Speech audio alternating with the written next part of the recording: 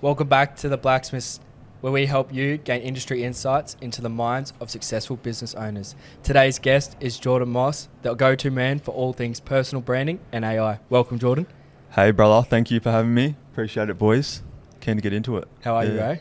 I'm good, man. I'm good. I'm feeling good. I'm feeling pumped up. I'm just excited to tell a bit about my journey. Yeah. So, personal branding and AI has been a thing for you recently. Can you tell us your journey of where it all started? Yeah, geez. So it all started when I started my personal brand, which was basically back in 2020.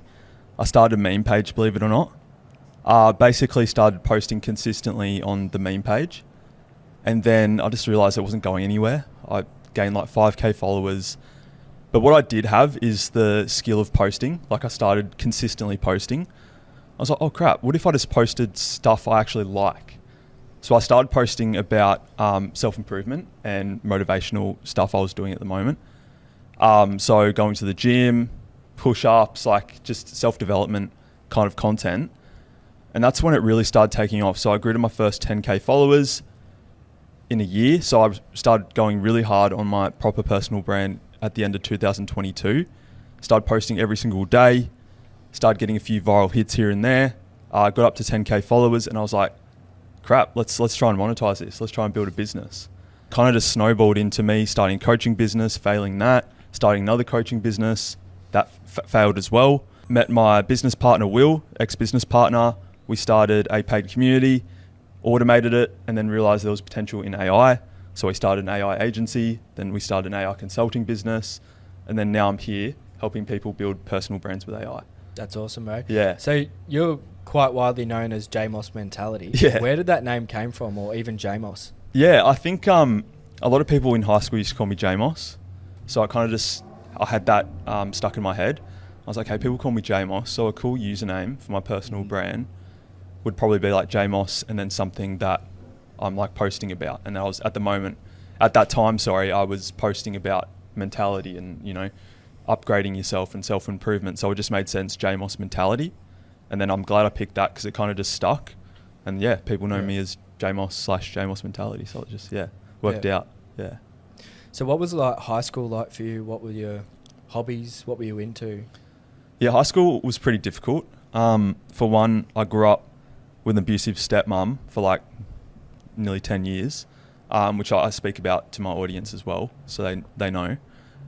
But yeah, it was just very difficult. I had a lot of social anxiety. I didn't really fit into a group of friends. Like I was a bit of a loner, even though I had heaps of friends and I was part of many circles. No one really connected with me on like a friendship level.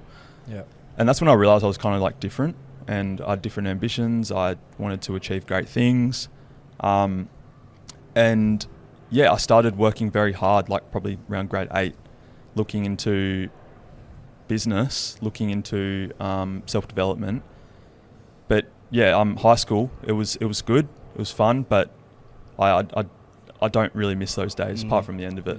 I completely agree. Like my high school journey probably wasn't the best either. Yeah. Hated school, was always in trouble. So definitely knew that I was a bit different, wanted something more. Yeah. I think a lot of entrepreneurs probably have the same experience as me. Yeah. Like they always thought they were a bit different, probably thought a bit more ambitiously compared to the rest of their peers. So yeah, I'm sure like a lot of people listening can relate. Yeah. You said something about starting a meme page. Yeah. So how did you go from starting your JMOSS mentality from a few hundred followers to taking it to like around 100K now, is it? Yeah, so I've got 114K on Instagram, I believe, and then around 114K or 15K on TikTok. But I went from like, I was posting the meme page consistently. The whole goal was to monetize it because I had a friend who was making like $100 a day passively with his meme page in like grade 11. So I'm like, oh, hell yeah. Long story short, didn't make a single cent with it. And I realized like there's got to be a better way than this. I had a coach at the time, online fitness coach. And I thought, look, I can probably just do what he's doing.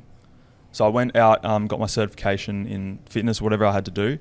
And I started coaching people online. And then I went viral a few times in the fitness niche and the gym niche, which brought in some followers.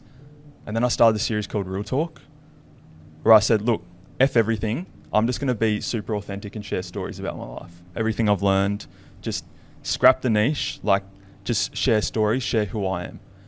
The first post was like 20k views on Instagram. And then I was like, cool, this is something people like. Should probably do it again. Next day it was like 200k. Third day it was like 400k. And it just kept going up and up and up. Every time I posted this series, people liked it.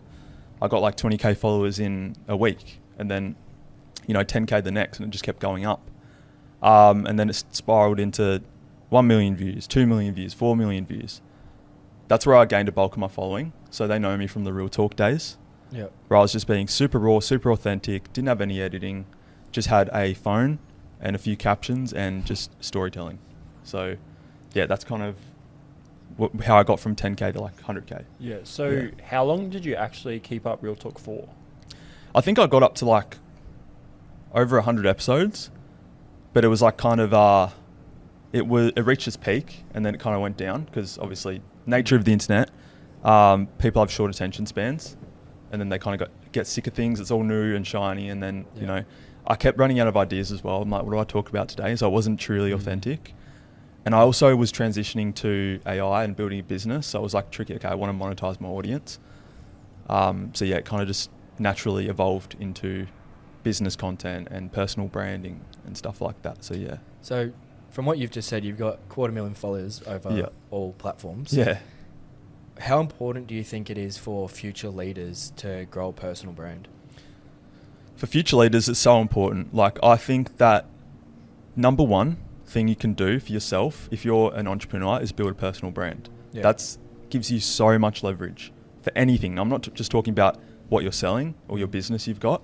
For networking, for building relationships with people, getting closer to high-profile people and valuable people, getting access to podcasts. And just like a lot of entrepreneurs feel like they have to sell their stuff and go and outreach and knock on doors and whatever. Yeah. With a personal brand, imagine you built up your personal brand, you get people wanting to work with you. They literally hit you up via email, via DMs, and they're like, bro, I want to buy whatever you're selling. Just because they like you and trust you, right? That's the power you can build just by starting a personal brand. It's quite organic, isn't it? Like, would you say that you're growing a personal brand is quite organic reach? You're not paying, you're not monetizing and having to pay for as many ads if you have like a big brand. Like, you look at some of these influencers nowadays with Prime and Australian influencers like G'd Up and stuff. Most of their monetization would come from their personal branding, I'm sure. Yeah, definitely. So it's like you're just giving people what they want, essentially. Like, if you're marketing yourself and people like you and it's reaching a lot of people organically, then that's a good indication that people like you and will probably buy your stuff. So yeah, you can all do it. Like, I built my personal brand 100% organically until like now, where I'm doing ads and learning paid advertising and stuff like that. But it's probably the best way, just to start with organic. Yeah. Taking a step back as well, I don't think you mentioned it. You're actually from Tasmania. Yes. So in doing that, did you have any issues when you were trying to grow that personal brand whilst you were still in Tasmania? Oh, heaps of issues. So I love Tasmania. I was born there. It's my hometown. But there's a lot of people with limiting beliefs, especially when I was growing up doing this stuff. I faced the odd, he's trying to be TikTok famous, like just taking the absolute piss. And there's a lot of small mindsets in Tassie, like I get it, but you really have to change your environment if you're in a place like that. And I knew that I wanted to move to the Gold Coast as soon as possible, surround myself with entrepreneurs like yourselves, and just have a better quality of network. But you can't really build that down in Tassie, unfortunately, because old ways of thinking. You'll probably get a lot of tall poppy syndrome. Yeah, for sure. I definitely did. A lot of people can't really fathom that what you're doing is like normal, or you can make money online, you can post content and build a following. They don't really get it. So I don't blame them, but it was hard for me, like trying to get my thing out there, trying to grow my personal brand. I faced a lot of backlash from like friends, family, humiliation, odd comments. Like, it was, I'm glad I'm gone. I do love it, but yeah. Yeah. Do you find that you have grown as a person leaving from your hometown? Can you speak a bit on your journey as to why you felt you needed to leave? Like, well, I felt like it was my last resort being down there. Like, I was living with my girlfriend. I was borderline broke. I didn't really have anything to my name. I didn't have a big following yet. I was working as a sales rep at a telecommunications company. selling phones. I hated it. I was working on my business on the side. I was like, this is make or break. Like, I've either got to do it now, or I'm going to be working this job for another 6, 12 months. So I just hustled hard. Like, I literally would wake up, go to work at 8 a.m, finish at like 6 p.m, hit the gym for an hour, walk home, grind the business, upload content. And I was like, this has got to work. Like, there's no like moving forward from this unless it works. And then it did, because I had that perseverance, and I kept sticking at it every single day, working hard. But moving to the Gold Coast is probably the best thing I've ever done for my career. I've met so many valuable people. I've made so many more friends and connections like you guys. I have access to more like-minded people, like entrepreneurs, people with businesses to share value with. And just being at such a beautiful place with heaps of ballers around you is so inspiring. Like seeing the nice cars go along the highway, you're like, holy crap, this is where I'm meant to be. So yeah, I'm so glad I moved. Do you feel moving to the Gold Coast, there was any point where you got sucked into the nightlife? I know a few influencers have come to the Gold Coast hoping for a better life, more focused on business, and Gold Coast seems to somehow just kind of suck you straight in. Did you struggle with any of that, or you kind of just had a straight mindset the whole time? Nah, straight mindset all the time. Like, I don't surround myself with people who go to clubbing and go out drinking every single weekend. So it wasn't like I was pulled into it. I have a belief that you should be able to, if you work hard, you should be able to play as well. So go out, have a few beers, cigars, whatever you want to do. I don't blame you for that. But no, I've never been someone that's been sucked into that kind of nightlife scene. I get why people do it, but it's definitely not for me. But I'm a big believer in, like, if you have big achievements, go celebrate it. Go let loose. But so you obviously built your personal brand up, and then you also had that AI agency. How did you build that personal brand up to then using that leverage to help you build that 10K a month for your AI agency? Yeah, well, it's a good question. Like, this leads into why personal brand is so powerful, because I realized that it wasn't the niche I was in that mattered, it was me. So as long as I could build trust with my audience, whatever I was posting about didn't really matter. Yeah. If I could cultivate true fans, which is what you really want, you want true fans who care about you and your brand, essentially, your personal brand. And when I had to make the transition from real talk to AI agency and talking about AI and business, it was tough, but I realized, like, all the people that did care about me, they were so invested into anything I was saying, all my content. How do I start an AI agency? Bro, I love what you're doing, etc., etc. So that's when I realized, like, with your personal brand, you have massive leverage as well to not be locked into one thing. You have the flexibility to start that business you want to start without having to leave your old one and be attached to that. You just have flexibility because people like you, not what you're actually selling. Yeah. I thought there's a difference there as well between fans and viewers. Yes. Right. Just because you get lots of views doesn't mean people are going to do what your followers did and follow you to wherever you go. Right. That's it. Yeah. And I can tell you now, like, I generated 160 million views last year. Crazy. Like, I think at 1 month I had 10 million people view my account in a month. I was getting recognised all over Gold Coast by people young and old.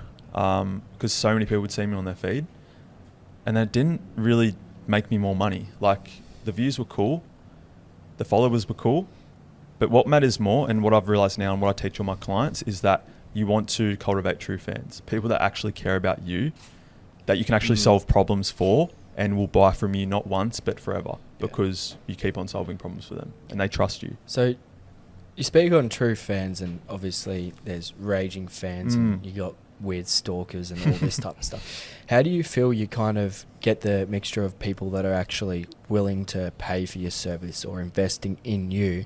What do you feel people need to do, or someone that's starting a personal brand needs to do to monetize and create true fans?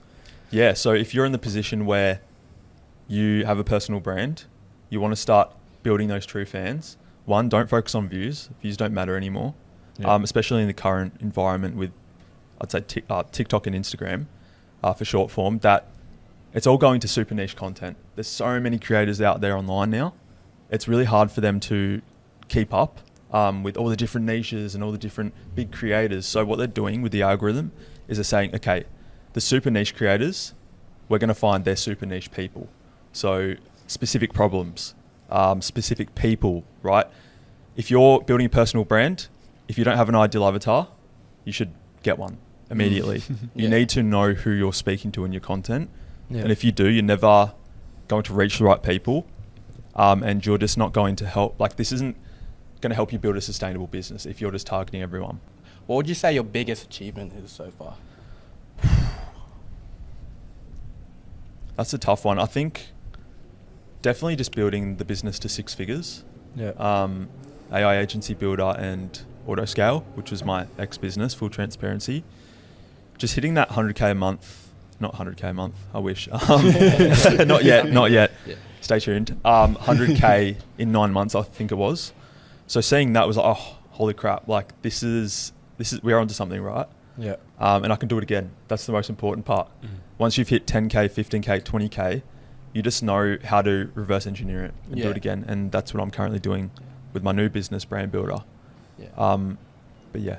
Yeah. So with that, I was gonna say 100K a month. Yeah. With that 10K a month, what was that time frame? Like, how long did that take you to scale? Oh, not long at all. Because when I met Will, my business partner, we were both very switched on. We were both hungry for that 10K a month mark. We just took massive action. I had an audience that was ready to be monetized, so that helped a lot. But I think we got up to 9K in like 3 months of working with each other. And then 10K straight after that month.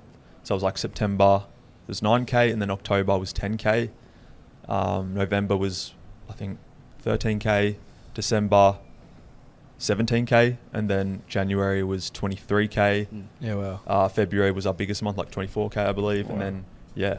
So you've even helped brands grow to 6 figures before. How important do you think it is for business owners like carpentry businesses to grow personal brands? Because I know a few of the older generation, they look at it and go, this isn't important, or I'll pay for Facebook ads. Do you genuinely think that someone that's in a service-based business or whatever should be growing a personal brand? Well, like I tell you now, I have the belief that anyone can benefit from a personal brand, any business. If they don't want to, fine. Like, you don't have to. Yeah. But if you want that competitive edge, if you want to be seen and trusted by a bigger pool of people, you know, don't just do paid advertising. Put your face out there. Build your personal brand. Become the face of your business, because people are more likely to buy from people than businesses with no face. That's the reality nowadays, because a lot of people have been burned by businesses. Oh, for sure. A lot of people don't feel a personal connection with businesses that are just a business. But when you have that face attached, it's like, oh, I like this guy. I like what he stands for. I resonate with his message. I'm going to check him out. I like him. I like this carpenter because he posts his demonstrations on TikTok, whereas this other carpentry business they don't have a social media following. Yeah. So it's like, to answer your question, any business, anyone can start a personal brand and benefit from it. So I'd like to know as well, you mentioned viewers versus followers, right? Yeah. Now, obviously, how important and how do we create followers is because in order to monetize your personal brand, and the reason why you were ultra successful in your AI agency was because you didn't just have viewers. Yes. You had followers who saw your credibility and followed you to wherever you went. Yep. How can others really create that following rather than just that viewership? Yeah, so again, don't worry about the views initially. Like, you might get a 1 million view video and then 10 people will follow you, because there's not enough incentive for people to follow. And that's the thing. If you want followers and to build a engaged audience that likes you, it's not just posting the viral style content and just getting yourself out there for whatever. You want to give incentive for people to follow by helping them solve problems. Yeah. So again, it comes back to your ideal avatar. What can you help someone with? What problem can you help someone solve? For me, my biggest problem solver is that I've built a 6-figure personal brand. So I can help people stuck between 3 to 5K a month scale their personal brand to consistent 10K plus months. That's the problem I'm solving. But I'm really dialed in on that problem. If you have a personal brand, you're stuck, you want to scale, I can help you. So if I make a video about that and someone who is in that pain, they're struggling to scale, they see that video, they're going to follow because there's an incentive, right, on their part. They're going to get value from me. Yeah. But if you're just posting into the void trying to go viral, what's the incentive for someone to follow you? Yes, you got influencers and people who look good, funny, but if you want to grow sustainably and grow your business on the back of that, solve problems. Yeah. So you mentioned chasing views, and that's not how you're supposed to do it. For somebody who's looking to start their content and they're so over obsessed about the algorithm and the algorithm stopping them from getting them, what advice do you have for those people? Yeah, good question. So algorithm's always changing. I especially know that because it's changing all the time. Like, you can't keep up. If you're just purely trying to game the algorithm, you're going to lose, because next month it will change. They'll make small tweaks to it. That's what I've learned. Like, I've had the highest of the highest views ever. So 160 million views last year. My views at the moment aren't that good. I'm not worried, because there's a few things that shine through the algorithm. That's consistency. If you're consistently putting out content, that's something that the algorithm likes. Authenticity. So not trying to game the algorithm, not trying to do all these growth hacks that are borderline going to stuff you up later. Just being authentic, sharing content that will resonate with your ideal avatar. Yeah. And also, there's another one, controlling what you can control. What can you control? The quality of your content. I'd like to add on. Yeah. So with someone who's freshly new and they want to start their personal brand, Yep. what is the biggest mistake you see someone who has just started their personal brand do? I'm going to say it again, because I really want to drill this idea home, is have an ideal avatar. So many people posting content just about themselves. I've done this. I'm doing this. I'm like, bro, I don't care about you. Like, what are you helping people solve, right? No one cares about you. Like, they do care about you eventually.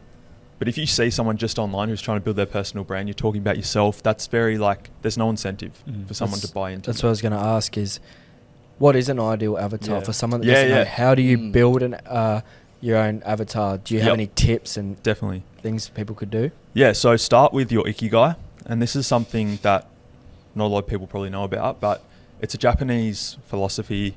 I won't go too deep into it because it's just a concept to me, but it's finding something you're passionate about, you're good at, and finding a way to monetize that. Yeah, That's how you can successfully live a happy life, according to Japanese philosophy. So I would start there. What are you good at? What do you like talking about with other people? And what are you passionate about? And then figure out if there's an audience with that. Do people need more information about that? Can you help problems? So for example, I think if I really like gym, I was really good at going to the gym and building muscle. There's obviously other people who want to build muscle online. So my ideal avatar would be, think of my former version of me who was a beginner at the gym, didn't know how to lift weights. My ideal avatar could be a 20-year-old beginner who has never stepped foot in the gym. How do they get started? Well, obviously I know more than them. So I would just help them solve that problem. Get started in the gym. What type of weights do you use? Which is the best gym? What pricing am I looking for when I go to a gym? What do I bring to the gym? Like, all those little tidbits of information for your ideal avatar. That's what you really want to deliver to them. But it's essentially most of the time it's the former version of you. Where were you 5 years ago before you solved the problem? And then, Yeah. Some of your videos are quite high production, I would say, especially for some of the people within the same industry. Yes. Is there any tools that you use to come up with your scripts, and how are you producing your videos? What are you doing? Yeah. From running the AI consulting business and AI agency, I actually learned a lot about building my own personal brand with AI. So there's a whole range of AI tools that you can use. A lot of them don't actually serve a lot of purpose for building a personal brand. However, there's one I use for scripting. So you can train AI models on specific information. So there's this really good tool called Dojo AI. I've got pretty much everyone I know onto it who's building a personal brand. Given the real source. Yeah. Now we get into Yeah. So this is a tool that's fantastic. I know the developers of it and the marketers, and it's where you can train an AI model on specific content, say viral content, and then give it an input. So your input would be, generate me a script on how to lift better in the gym, how to do a better bench press. And it will generate a viral style script for you so you can present that and film that without having to script it out yourself and do the guesswork. Do you have to train the AI yourself, or do they have pre-plugins? They have pre-trained models. So they have a Okay. marketplace with a whole range of different models. There's one for LinkedIn, with X, and Instagram? Instagram, just email as well. So if you want to write good email copy, and I all my clients, I put them onto this because scripting is the big part, like ideation, and it stops a lot of people from actually creating good content and being consistent because they have no ideas. So just use AI. So why would someone choose Dojo over ChatGPT? Like, what would you say the difference is for someone that's looking to get into it? They could go, I could use ChatGPT for free. Yeah. Why would I want to go and get Dojo? Well, Dojo's trained on viral content or whatever. Like it's trained on specifics. On specifics. Yeah, Okay, information. So ChatGPT is very general. So if you tell it to generate your viral script, it will have all this information out there online, and it will compile it into something that's like, Too broad. broad, too corny, too cliche. Whereas the Dojo content, it's trained on strictly 10 pieces of viral content that worked. So you've obviously mastered content creation. Yep. So saying back to your quality of the content, if someone was to start from scratch, would you say quantity or quality is your best hope of getting the content out? Okay, yeah. This is the proper source. So when you're starting out and you've got 0 followers, for example, you really just got to get yourself out there. Like, it's a quantity game at that point. No one knows about you. So stop trying to produce the most high quality, Hormozy level content because no one's going to see it, bro. You got 0 followers. Yeah. So just try and upload as much as you can, 3 times a day. You can go more than that, but I wouldn't suggest it. Just 2 to 3 times a day on Instagram, on TikTok. Get yourself out there. Emulate trends. So viral style content, I like to call it. Find stuff that's already working for other people. So go through my content that's done well. What did I say? What was my hook? How did I structure the video? How did I film it? Copy me. So you can find it from anywhere, but you just turn it onto your niche. Is that what you're saying? Yeah. So if some guy's talking about AI and how to monetize AI, and it's a good video, good format, take that and adapt it to the gym niche, right? Yeah. You're just taking the wrapping, like the wrapping on the video, and adapting it to your niche and going viral, essentially. In that. Do you think editing's important when first starting out, or? Yeah, definitely. Like, I think it's a quality / quantity game now. Yeah. There's been a debate, is it quantity, is it quality? But it is a quality / quantity game. Like, you got to keep up with all the big dogs now. The standards has risen. The standards have risen, and if you're uploading quantity like 3 times a day and it's absolute slop, then don't expect it to move the ball. So what would you say is a example of bad quality content? Bad lighting, bad sound, bad scripting, too long, a lot of waffles, I like to say. So a lot of my clients, if they're creating a video and they're just waffling on, I'm like, bro, too many waffles in your content. Like, you got to cut out, you got to be concise. Say what you're trying to say in 1 sentence max. That's all you need. And what would you say is a good example of creating content? Yeah, who do you look up to? There's a lot of creators, man. Like Hormozy, really good. He has a whole team behind him, so no wonder. Gary V, Dan Coe, Tom Noski, who's Australian. Those are the ones that come to mind. Super concise, informative, valuable content. Yeah. But you can see, like, it's the quality and quantity. They upload probably 3 times a day, high quality content. It's engaging, it's dialed in. I mean, I don't expect a beginner to get to that level, but if we're talking about good content, it's everything. It's a full production. Yeah. So would you recommend someone starting out, can they film on their phone and edit on CapCut? Is that how you started out? Yeah, absolutely. I've generated 160 million views with just an iPhone 14. Yeah, wow. Didn't do any special editing, didn't have any special lighting, didn't have a mic. Yeah. It was just, I really hit home with the message I was conveying. Yeah. So on a base level, the fancy stuff doesn't matter.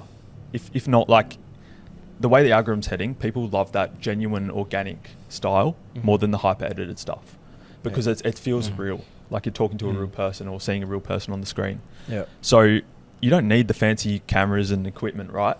You just need a really strong message to hit the nail on the head with your ideal avatar and prioritize the content of your video. So you've come from Tasmania up here by yourself with your girlfriend, no friends, no family. What have you done for networking, bro? Because it could be quite daunting to start in a new place, no friends, no one to connect with on a like-minded level. So what have you done to position yourself and Yeah. to get out there? I wouldn't have many friends, but I had a lot of friends and a lot of connections Yeah. because of my personal brand. Okay. A lot of people knew me from my content, right? Yeah. I already had heaps of connections, people who wanted to make content with me, meet up with me for dinner when I moved to Gold Coast. So I'm very lucky. Yeah. But I started the personal brand, right? I started it in 2020 or 2021, whatever. So, I mean, again, it just drives home the point. Start a personal brand. It has many benefits because I probably wouldn't know anyone, and no one would probably want to connect with me without that following, right? So it's served multiple purposes, especially for networking. Obviously, when you first moved up here from Tasmania, we connected with you actually quite early on, so you did. October last year. Yeah. So obviously, due to your content, the quality of content, and the amount has actually drawn you to us through various people. That's it. How did you find the Forge and the Blacksmiths in general? So my ex-business partner, Will, he said, look, there's a networking event on this Arvo. Let's go to it. And that was pretty much it. He had Cade, who's also attending the Forge events. He told him about it, and then I honestly didn't know anything about it. I didn't know what I was getting into, to be honest. I'm glad I went because I met all you guys. Yeah. And it led to some awesome things. Yeah, So. you got a pretty cool story there that you mentioned. So do you want to go? What happened when you first rocked up? Yeah. So what did happen? Remind me. There was someone came and greeted you. Isaac. Yeah. So I rocked up and I didn't know what I was getting into. I thought I had a lot of imagination about what the event would be, what type of people would be there. If I was just getting sold to on the night, which didn't happen, by the way. It was a really good event. It was at someone's house. I'm like, whose house is this? I was just really I didn't know what I was getting myself into. Isaac walks out. I'm like, who's this bloke? It's 7 foot tall. He's looming over me. I'm like, holy crap. He is quite tall, isn't he? But no, it was Isaac's a great bloke, and yeah. And then what were your thoughts on the first that Forge event, right? We had Raymond Wood come and present from Euro Football Star. What do you think of it? Cause it was really inspiring and motivating. Ray was an excellent speaker. He's done some great things, grew his business to multi-millions in such a short amount of time as well. I remember just feeling so charged up after that event, so inspired. I literally went home after the event. It was 9:30, I believe, and I just worked. I worked until 12 p.m. because I had so many ideas swimming around in my mind for the business, for paid ads, and I had to implement and take action. It was probably really great experience. Yeah, and to give a bit of context as well, some of the main components that really hit home was the tall poppy and the imposter syndrome, which is again one thing that you said was really bad in Tasmania. Yeah. And recently coming here, I guess that might have pushed you to be like, okay, no, let's keep pushing. Yes, I'm actually doing the right thing. That's it. And I had a lot of limiting beliefs myself, which come from being in such a small town where I was born. So I since I've come to the Forge, I've met a lot of high quality people, made a lot of valuable connections, heard from multi-millionaire speakers, which has subconsciously broken me through those barriers, through those limiting beliefs. And I tell people you don't believe you can hit 10K, 20K, 30K, 6 figures in 9 months until you've done it. And then you do it and you're like, holy crap, what's next? So don't think it's not possible. Just say the sky's the limit and keep going. What's your day-to-day look like? What are some hobbies? Let's get to you personally. Yes. Who are you? What makes Jordan? Is your hobby? Yeah, I work a lot. Not because I want to work a lot, but I love it. Because personal branding, every day is a new adventure, honestly. The business I'm running, I'm super passionate about, brand builder, and JMOSS mentality. Working with people who are like me, who were like me, who wanting to build their personal brands, achieve financial freedom, build a 6-figure personal brand. It's quite epic and I love it. An average day for me is waking up with the missus, going for a walk at 6 to 7 a.m, getting ready for the day, getting coffee in, of course, and then sitting down doing some work for 4 hours. I'll hit the gym up at World Gym for lunch, so around 12 to 1. Yep. And then I'll go home, do another work block, maybe 5-6 hours, do a lot of admin stuff, do a lot of content creation. The fun stuff. Yeah. But what I really like to do for hobbies is I like to network. So I do love catching up, going to Shisha Lounge for the weekend, going to Havana Cigar Club, Going for dinners, like I love going out for dinner every weekend and just meeting new people and spreading ideas. And yeah, another thing I love doing is just hitting the sauna and going to the spa because it's good well-being. Therapeutic. Yeah. Do you have any favourite restaurants on the Gold Coast? I really love Maggie Chow. I love the vibe. I love the food. Vietnamese? Or It's Southeast Asian.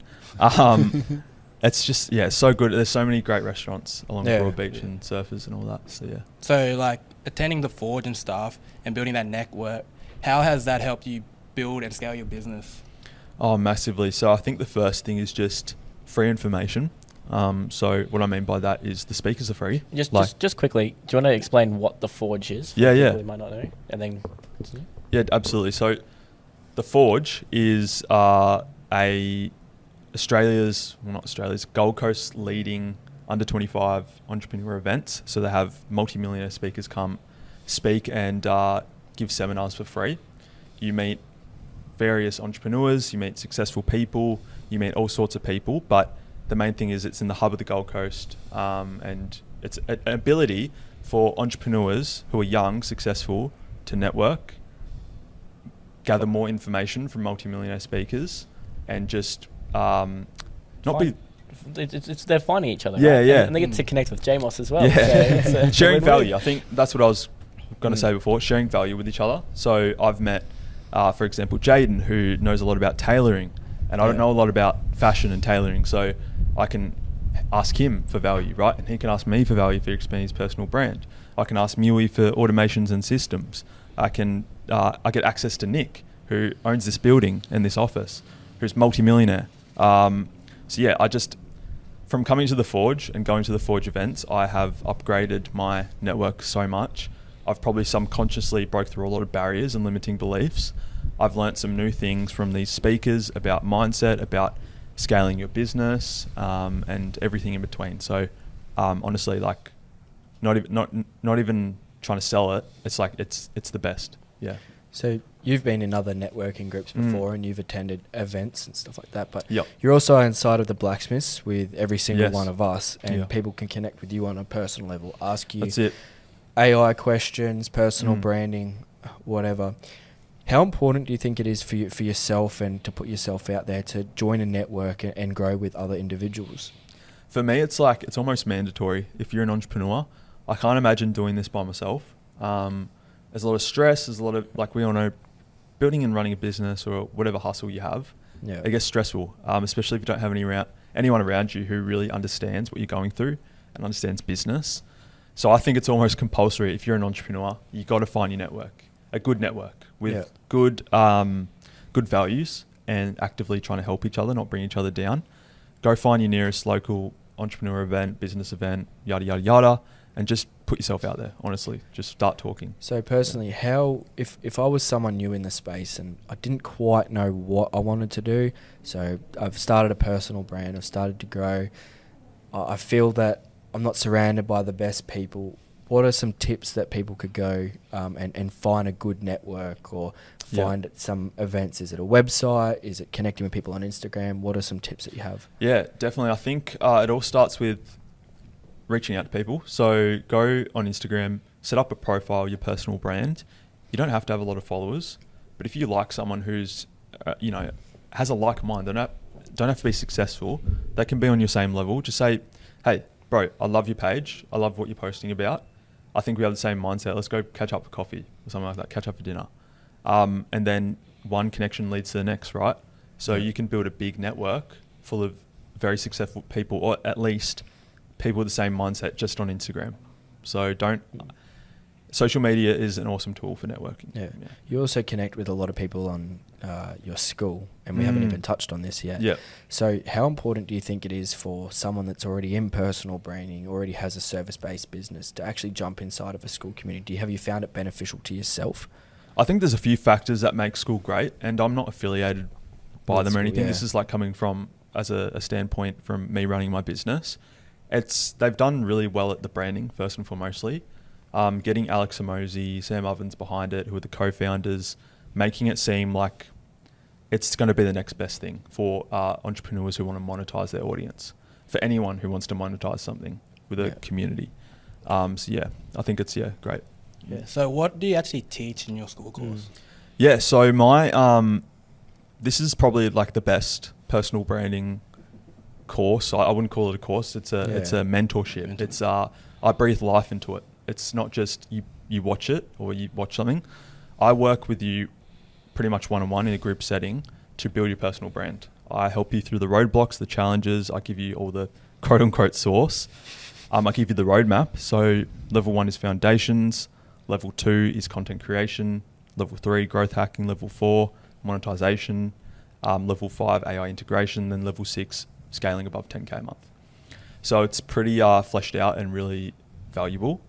But what's actually in it is like it's a full 10-hour plus program, access to me every week for a Q&A, and 4 masterclasses a month designed to just give you pure source and actionable steps. So for someone that wants to take that next step or potentially already in that step, what are the criteria for them to join the school community or to even jump on a call and have the benefit to even talk with you? I'm very selective with who I work with. I only work with people who have a good mindset. That's because I can only coach people who I know can get results, because that looks good for me, right? And for them as well, obviously. So you have to have a good switch on mindset. Ideally, you have to have some sort of business behind you or personal brand, not necessarily business. You have to be ready to put in the work. And for the next steps, if anyone's interested, ideally you just hit me up on Instagram, say, hey, I'm interested. I want to build a personal brand. I'll ask you a few questions, see if we're a good fit, and then we'll hop on a call. So you have 115,000 followers on Instagram, and you're still making the daily effort to message anyone as much as possible. Is that right? Yeah. Well, that's how you turn people into true fans. Yeah. Well, okay. Not from a high level aspect. You want to build a connection with your audience. You can't obviously build a connection with every million viewed person, but you can create a core following of engagers, right? And what you do is you become 3D character. You know, how many people do you follow who you don't even know anything about, who have never talked to you, have never helped you? You just follow them because they post content, right? Yeah. But if you actually put yourself out there, feel like your followers matter, it might not show up in like the short term. In the long term, trust me, you're going to have a lot of loyal people backing you in whatever circumstance. So do you believe that if someone new follows you, you should be messaging them or reaching out? Is that a tip? Yeah, like you don't have to hound people. You don't have to spam people. But if you get someone new follow, you just hit them up. Hey, love your profile, dude. Thanks for the follow. Do you want some value, or are you just happy to come along for the journey and just see where it leads? That's a relationship ready to build. Yeah. And recently you actually lost your account temporarily, right? Like that would have been really scary, especially with all these connections that you are building with these people. Do you feel like now you have a lot more, obviously you have a high appreciation, do you have more appreciation, or you've connected more with your audience, just knowing that you can't take that stuff for granted? Yeah, well, I nearly lost everything. It was really hard because I thought that's where I get all my business from. That's how I make my money, and I've built that up over since 2020, obviously. So I was pretty devo, but I knew I could get it back because I had so many people backing me up. I had so many people hit me up, very loyal JMOSS fans who were like, bro, I'm going to do anything I can to get your account back, because they can't destroy what you've built. They can't destroy what you've done for me and how you've changed my life. I almost shed a tear because I'm like, there's so many people just rallying. I don't care if I get my account back. I'm just happy that I have been able to build this community, and I don't care if you've bought from me or not. Like, that's not what it's about. It's not about money for me. If I've impacted you in some way, my mission is I'm living out my mission. If I've impacted you in any way, whether you're a client or not a client, if you're just a viewer, whatever, that's my mission, just to inspire and motivate. So you stated that Instagram's your bread and butter, right? What steps have you put into place to ensure that doesn't happen again? Because I'm sure there's plenty of people and influencers even out there where most of their income is from Instagram and they'd be stuffed without it. Yeah, well, look, you got to diversify. That's something that I've obviously learned. Go onto YouTube, go onto TikTok, go onto LinkedIn, expand just above Instagram. Instagram is the best for making money, I'm going to be honest, if you're posting short form content. But you do have to diversify, because even they can stuff up and ban you. So post YouTube. YouTube's the best for building true fans because it's longer form. They sit with you for literally like 10 minutes or plus, get to know you and get value from you. So it's the biggest mechanism to build those true fans and following. and then just building presence everywhere else. How have you found LinkedIn personally for you? Because there's not many people that are on there, and we're kind of pushing inside the Blacksmiths as well to jump on LinkedIn personally. But I think like it's another thing, like you just got to have a LinkedIn profile if you want to be building a personal brand online. Just have a LinkedIn profile, right? There's a lot of valuable business owners on there.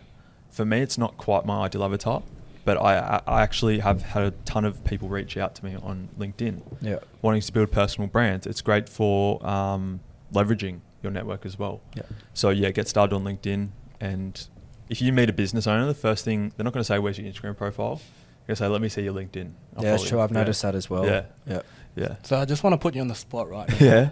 So say I've met you, I don't know you from a bar, so Yeah. I've met you at the elevator. Yeah. And you're trying to get me into your school. Yep. What would be your 30-second elevator pitch that you'd give to me to convince me to come into your school? Definitely been put on the spot now, haven't you? Well, I guess I'd say for my ideal avatar, I help entrepreneurs with a personal brand, selling a high-ticket digital product stuck between 3 to 5K a month, scale to 10K plus a month. That's what I do. Yeah. That's good. That's decent. Yeah. That's pretty good. Yeah, and that's another thing, guys. It can always change. Like you're not locked into your offer, your niche, whatever.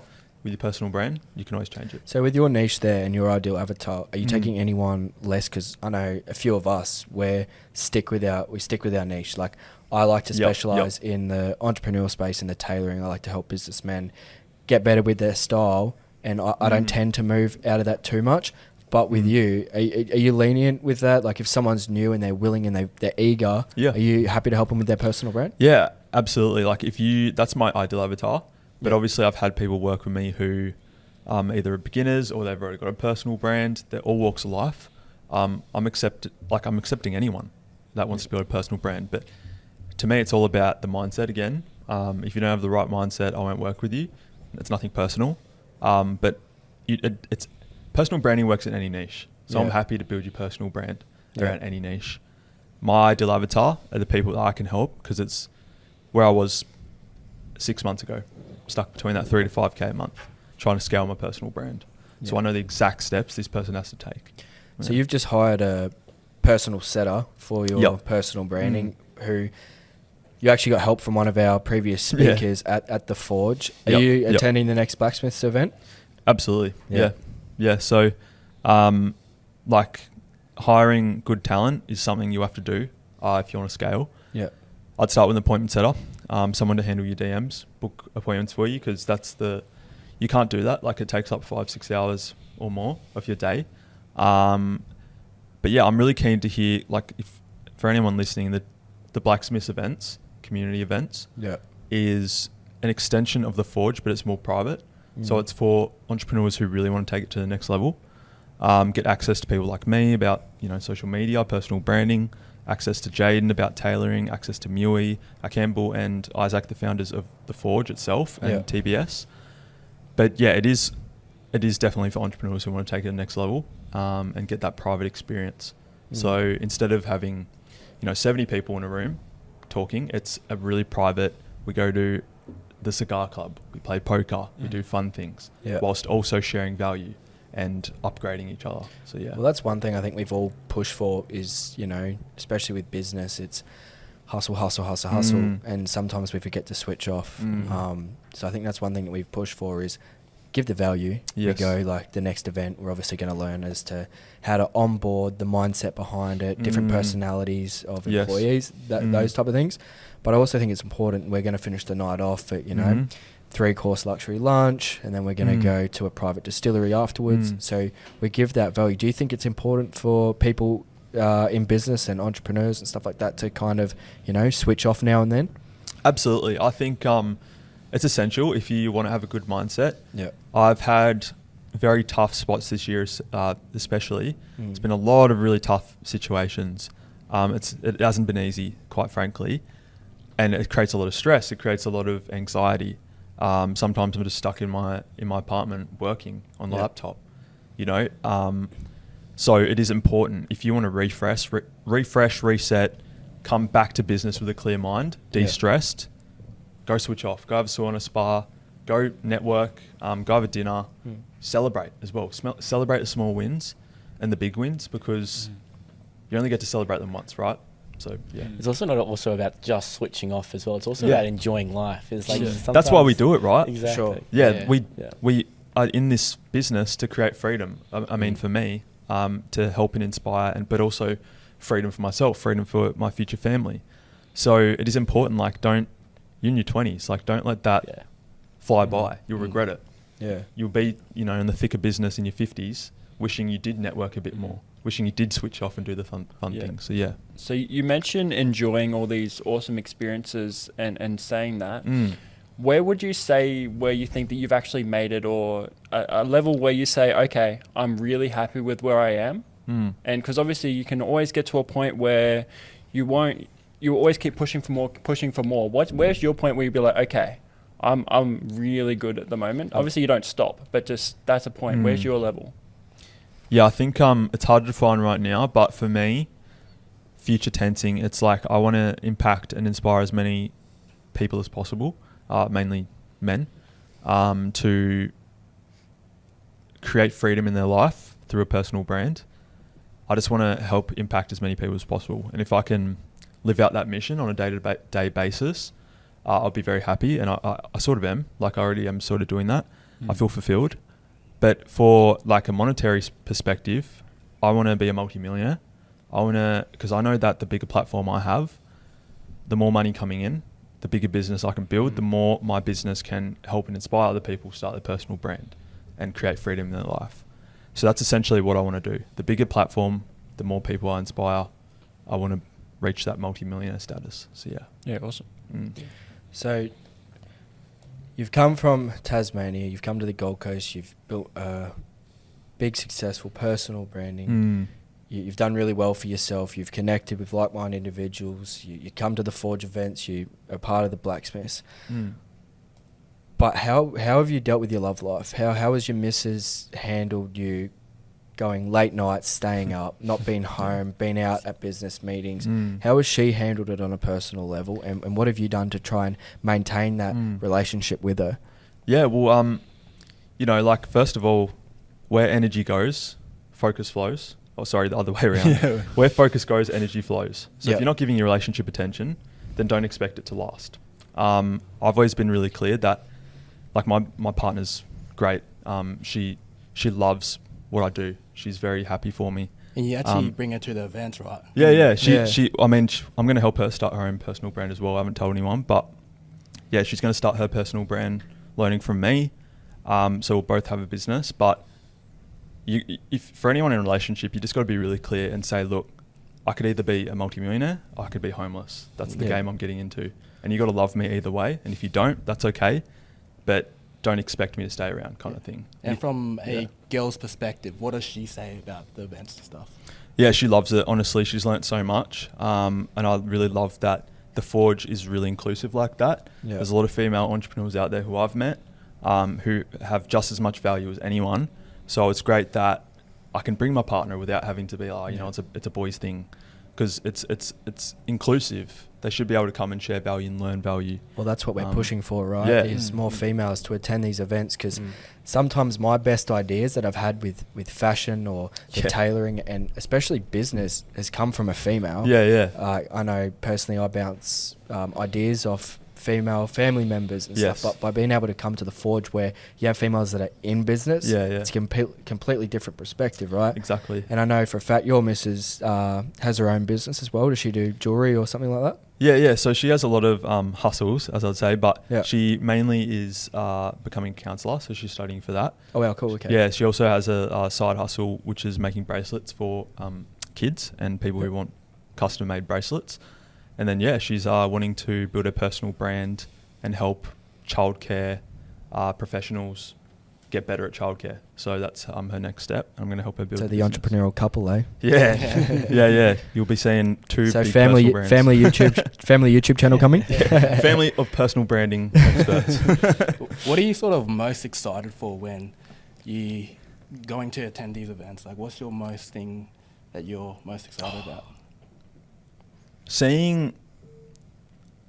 I think the most exciting thing is the food. Let's be honest. What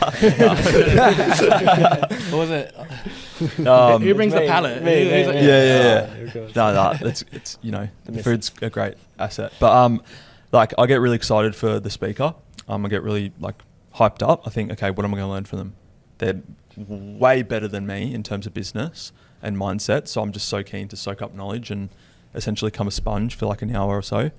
And then just meeting new people. I don't think I've ever left a Forge event without meeting new people. No, that's and true. having a good experience. I can't say I've been to events and had awesome experience, but with Forge, it's like 110% success rate in terms of having a good experience. So, yeah. Well, you've been attending the Forge events longer than what I have, but I know for a fact personally, when I walk away, I know more than what I walked in with. That's and it. It's never the fact of, what's this event going to be like? You Yeah. always walk out and you're guaranteed to always walk out with knowledge. With Yeah, actionable exactly. insights, Yeah. right? That's Yeah. a big thing. from the Actionable, speakers. yeah. And just the fact that it's free. Like Yeah. you are stupid not for coming if you're an entrepreneur. No, for sure. Like it's literally, I mean, like other events like this, they charge, $2,000, 10K sometimes. It's too good to be true, right? Yeah. And eventually it could be, paid. I don't think it will, but No. there is that kind of thing. Get in while it's free and get in while the value's here. Well, Yeah. Campbell Yeah. and Isaac have never really been about the money, even in No. today's aspect when we all hang out as mates. It's never about the money. It's always about just about the hanging mission. out. Yeah. Exactly. It's about helping people and having just relaxing and knowing that you have the network behind you. Yeah. Like that's the most satisfying thing. And just because it gets lonely, man. Like when you're trying to build a business, as I was saying before. So if you don't have that network, you I don't know what position you'd be in, but you'd be lonely. Yeah. Exactly. So if you're a like-minded individual wanting to come to these Forge events, connect with other entrepreneurs or future leaders, come join us on the 27th of September, Yes. which is the last Friday of every second month. Yep. And join us as we hear from a multi-millionaire speak about their insights and provide actionable insights we can all take away into our businesses and our lives personally. Yeah. So, I think we spoke about it a few times. The Forge is always going to be a free event, right? yeah, always. Yeah. And also the Blacksmiths isn't a monetary play on our part. No. It's more to build that connection, that network, and grow together to hopefully one day build that Yeah. $1 million business. Yeah. Based on the value alone, we could 10x our price, but we don't want to. No. We want to be able to provide real value and real access to entrepreneurs who want to grow and go to the that next level, and us to build those relationships with them. Yeah. So similar to your brain as well. There's so much power in building those relationships, Oh, and definitely. it's not just all about money. No, and it's like the best time to plant a tree was 5 years ago. Second best time is now. Yeah. So get in. So that's so true. Yeah. Get in on it early. Especially like it doesn't matter if you're 15 all the way up to 30. Like you can start, right? Whether it's personal brand, start networking, but just do it now. Don't See wait. 80-year-olds on Instagram, man. Some of them have personal brands. bro. So if they Yeah. can do it, I think anyone can. Anyone do it. can. Anyone, as I said. Yeah. Well, on that note, I think today's podcast has been great, mate. Yeah, it's Thank you, been- JMOSS, for coming Thanks for on. having me on, boys. I appreciate it. It was really good. Yeah. No, perfect. Yeah. All right. Perfect. Thank you. Sweet. Thank you. Cheers. Yeah. Thank you. Thank you for listening in to the Blacksmiths podcast. It has been an exceptional episode. For the next one, we have Kyle Copson, the best man to go to for editing, videography. He has traveled the world with some household names, and personally, he has worked with Disney and some big production companies.